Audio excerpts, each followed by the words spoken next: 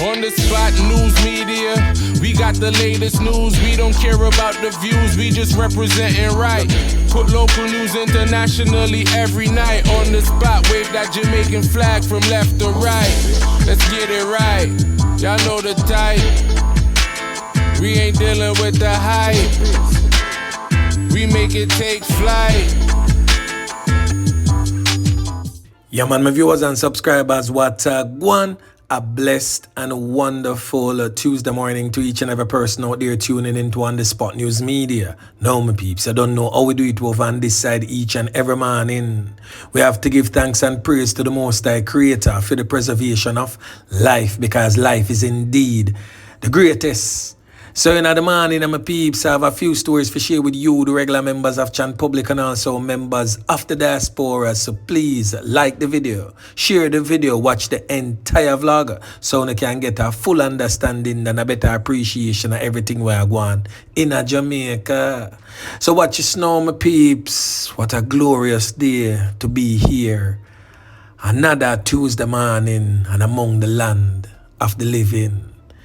Now we're going to kick it off in the morning here, over there in the troubled, war-torn, crime-riddled Westmoreland Police Division, where a female is presently behind bars and her spouse now laying on a block of ice. So the Westmoreland Police are presently investigating a violent domestic dispute that ended in the loss of life of this man, presently on your screen, just 24 years old. He has since been identified as Deno. So what go on and on, my peeps, is that the 29th of last month, that's the 29th of October, they had a dispute, a verbal dispute that turned physical. It took place sometime around 10 a.m. in the morning at the couple's home in Savannah Lamar. Now, witnesses stated that an argument developed between Deno and his girlfriend. His girlfriend has since been identified as this female. Presently on your screen, she is known as Safiyah, period. The eyewitness stated that the verbal altercation quickly escalated into a physical altercation. So according to the initial police reports, both Deno and Safiyah allegedly armed themselves with knives during the confrontation.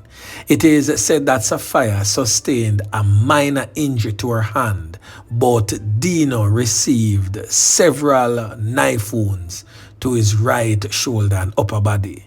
Deno was, however, rushed to the Savannah Lamar General Public Hospital in a bid to save his life, but he was, however, pronounced you-know-what shortly after arrival.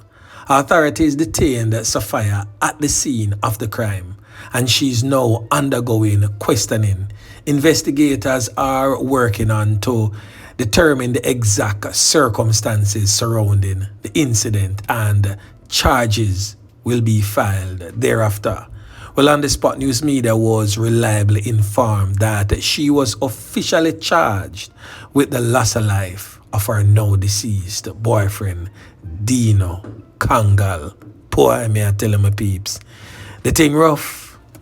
Now all the way over there in the sunshine city of Portmore for sure, the St. Catherine South Police Division have recorded another fatal knockings and clappings. So a man lose 3 pints in a section of Gregory Park on Sunday evening as a town hall meeting was underway about crime and violence in the general Sunshine City of Portmore in St. Catherine. Now, the deceased man is presently on your screen, and he has since been identified as Javon Lawrence. Javon Lawrence was attacked sometime around 7:30 p.m. along Orange Drive in Watson Grove. It took place Sunday evening. So it is reported that he took some children to purchase ice cream, as is customarily done by him on Sundays. It is said that he was then pounced upon in the full view of the children, to include one of which was said to be his own child. He was conned up multiple times, leaving him lifeless. Same place on the spot. And the children traumatized and scarred forever. Now we're going to hear from the superintendent in charge of the St. Catherine South Police Division, that's Superintendent Michael Campbell, as he weighs in on this latest spate of crime and violence affecting his police division. Now listen. Unfortunately, we are seeing an increase of 3, right, when compared to the same period for last year. But general crime for Gregory Park has been down. And we have been having a lull since we have increased our policing strategy in the zone, for example, with the police posts. So we continue the push, we're continuing our operational activities, and working with the community, we're expecting continuous successes in this zone. This is a reflection of 118% increase when compared to the corresponding period last year. So the effort of the police will continue, and as I said, and we continue to repeat this refrain, we are relying on our citizens to continue to work with us to ensure that we have communities that are safe.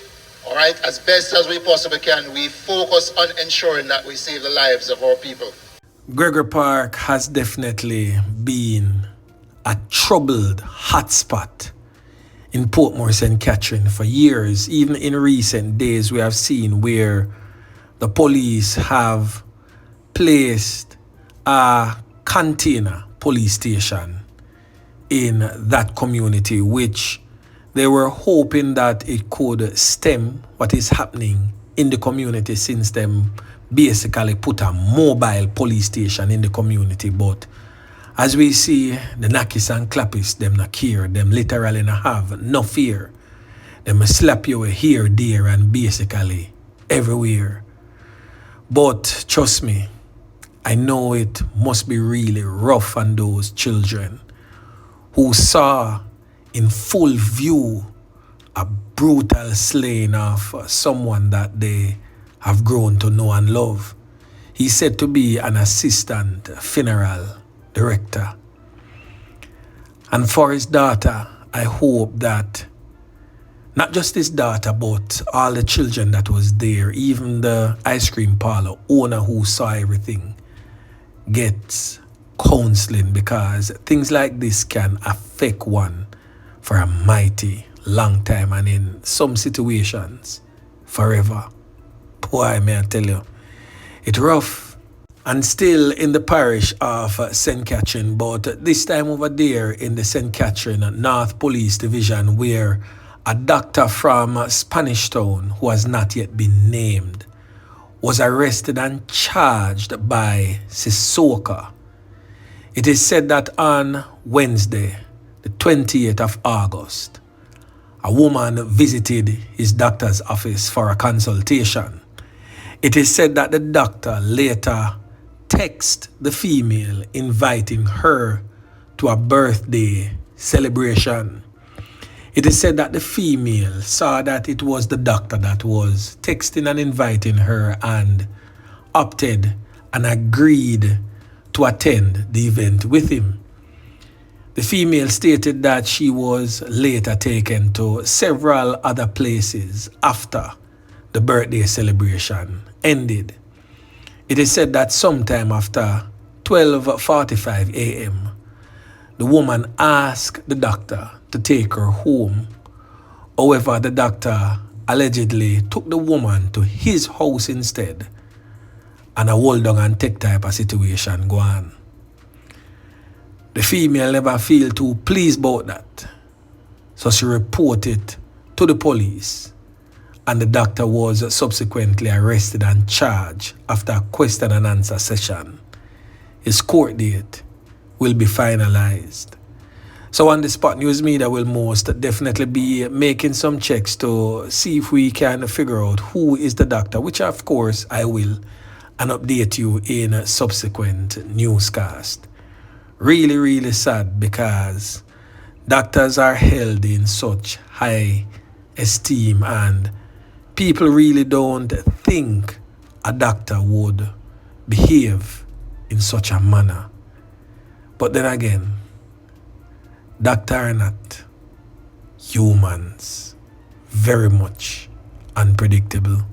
Yeah, man. Now, the last thing that we are going to talk about, my peeps, is definitely a cause for concern. And why so? Because when members of the JCF or of the JDF get themselves involved in certain criminal activities, it is definitely worrying because they're the ones tasked with protecting our nation and our nation's people.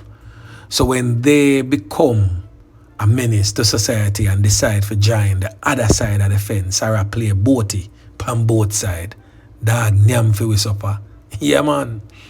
Now, a member of the Jamaica Defence Force has been officially charged with possession of a prohibited weapon and unauthorized possession of ammunition after several firearms and ammunition was found in his vehicle at Uppard Camp on Sunday. Now, reports reaching on the Spot News Media would suggest that sometime around 8 p.m., the 23-year-old JDF private Jezemel Jonah Brown was stopped at a JDF checkpoint. During the search of his vehicle, a JDF kit bag was found containing a Browning 9mm pistol, a Smith & Wesson firearm, and a toy imitation pistol, along with several assorted rounds of ammunition. The JDF also found 17 5.56 blank rounds and 6 5.56 live rounds. Those are the caliber rounds that is used in the M16 rifle or the AR-15 rifle that is carried by police and soldiers. The JDF personnel stated that a black taser gun, a binoculars, and a laser flashlight with a charger was also found in his possession. Also, 2 infrared lasers with attachment. They also stated that they seized a combat knife, a pistol holster, a rifle scope, and also a pepper spray and several gloves. The soldier is of a Commodore address in Linstead, St. Catherine. He was detained and is presently being questioned to be handed over to the police. His court date will be set thereafter. So on the Spot News Media will most definitely be making checks into this one and update you in subsequent newscast. Really, really sad, my peeps. Yeah, man. So anyway, remember to like, share, subscribe to the channel. Stay tuned to On The Spot News Media as I continue to bring you fresh news and updates in subsequent newscast. On The Spot News Media. Yeah, man.